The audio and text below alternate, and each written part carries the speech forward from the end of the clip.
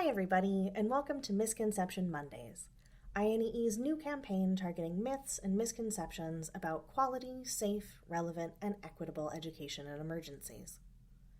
This week, we're addressing the perception that it's too difficult to meet learners' specific needs, and that differentiated support for vulnerable learners shouldn't be a priority in emergencies. Let's dive in.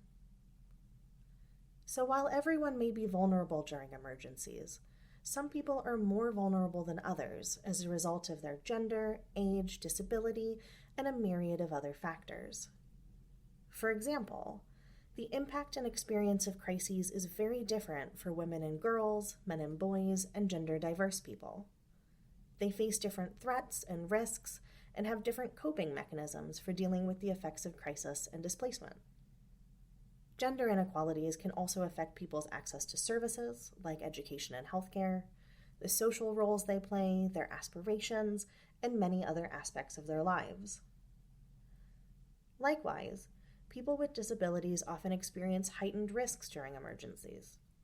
They face significant barriers in accessing information, assistive technology and devices, support networks, and services like education. And it's important to remember that people with disabilities are not a homogeneous group. A learner who uses a wheelchair will need different support than a learner who's deaf or who has a learning disability, for example. Failing to address learners' specific needs can result in unequal access to education and can actually increase learning gaps. A one-size-fits-all policy just isn't effective. Thinking critically about the varied needs, capacities, priorities, and experiences of different kinds of learners, and working with them to co-create programming, can ensure that education is safe, relevant, accessible, and inclusive of all learners.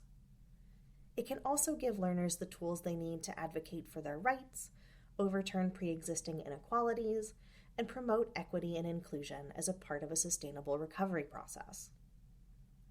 Everyone benefits from more equitable, inclusive education, and it's our responsibility as educators to ensure that all learners, regardless of their gender, age, disability, or any other factor, are able to realize their right to education.